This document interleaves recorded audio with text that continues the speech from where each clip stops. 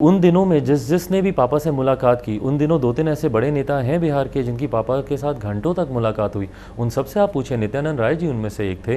पापा ने लगभग 2-2.5 घंटे तक उनसे बैठ के बातचीत की और ये सारी बातें पापा ने उनको बताई। नीतीश जी से वो कितना नाराज़ हैं, नीतीश जी की कार्यशैली से वो कितने दुखी हैं, ये सारी बातें नित्यानंद जी को पापा ने बताई। शहनवाज हुसैन जी से, जो राष्ट्रीय प्रवक्ता हैं भारतीय जनता पार्टी के, उनसे घंटों तक पापा की बातचीत हुई। उनको बताया। रामकृपाल यादव जी को, जो सांसद हैं, उनको पापा ने सारी बातें बताई भारतीय जनता पार्टी के, कि वो कितने नाराज़ हैं और वो क्यों चाहते हैं, और यही कारण है।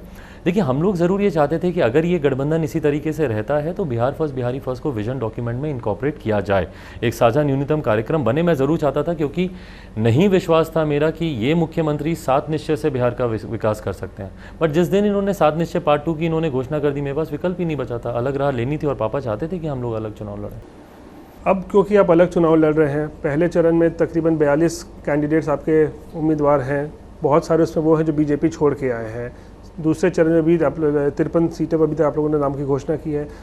नुकसान आप नहीं लगता जेडीयू को तो नुकसान आप पहुंचाएंगे ही, क्योंकि ज़्यादातर सीटों पर आप जेडीयू के खिलाफ लड़ रहे हैं। बीजेपी को भी आप नुकसान पहुंचाएंगे, बहुत सारी जगह पे आपने बीजेपी के खिलाफ भी उम्मीदवार उतार दिए हैं दूसरे चरण में। नहीं रोहित, मैंने बहुत सारी जगहों पे बीजेपी के खिलाफ नहीं, 5 उनमें से सीट ऐसी हैं जहाँ पे मैंने बीजेपी के सामने मैंने प्रत्याशी उतारे हैं, और उसकी जानकारी मैंने भारतीय जनता पार्टी के शीर्ष नेतृत्व को पहले ही दे दी थी कि इन सीटों पर मेरा चुनाव लड़ना अति आवश्यक है, क्योंकि ये 2 तो उनमें से सिटिंग ही है मेरे विधायक। कैसे मैं उनकी सीटें टकारता? राजू तिवारी जी हों जो मेरे संसदीय बोर्ड के अध्यक्ष हैं, राजकुमार शाह जी हों जो लालगंज से हैं, दोनों तो सिटिंग विधायक हैं, तो उनकी सीट काटना मेरे लिए संभव नहीं था।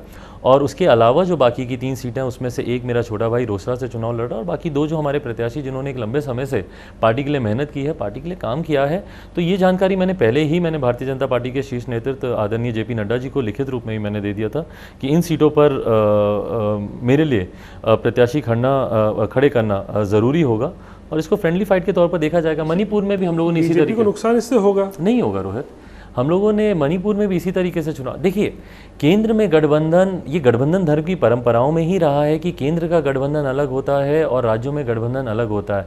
क्या हमारे माननीय मुख्यमंत्री जी ने गुजरात में जाके चुनाव नहीं लड़ा था भारतीय जनता पार्टी के सामने, या हाल फिलहाल में झारखंड में नहीं लड़ा था? हम लोगों ने खुद चुनाव लड़ा है मणिपुर में, पर वहाँ पर जीतने के बाद जो एक विधायक हमारा जीत के आया और एक ही विधायक से सरकार वहाँ पर बननी हुई थी, हमारे उस विधायक ने भारतीय जनता पार्टी के मुख्यमंत्री का वहाँ पर समर्थन किया और उन्हीं के समर्थन से वहाँ पर सरकार बनी। आज भी मैं वही बात बोल रहा हूँ, भारतीय जनता पार्टी को नुकसान पहुंचाने का तो मैं सपने में भी नहीं सोच सकता हूं। जो आदर है मेरा प्रधानमंत्री जी के प्रति, आज भी मैं डंके की चोट पे बोलता हूं कि जो भी मेरा जीता हुआ विधायक है वो भारतीय जनता पार्टी का मुख्यमंत्री 10 नवंबर के बाद बनाएगा बिहार में। तो ये स्थिति आप में कह रहे हैं, जितने भी आपके विधायक जीत के आते हैं, चाहे 5 हो, 10 हो, 15 हो, वो सारे के सारे बीजेपी को समर्थन करेंगे ही करेंगे। जितने भी विधायक जीत कर आएंगे, भाजपा लोजपा की सरकार बनाने में वो मदद करेंगे, और सही मायनों में हम लोग बिहार में डबल इंजन की सरकार देंगे। भाजपा के नेतृत्व में केंद्र में सरकार, भाजपा के नेतृत्व में प्रदेश में सरकार।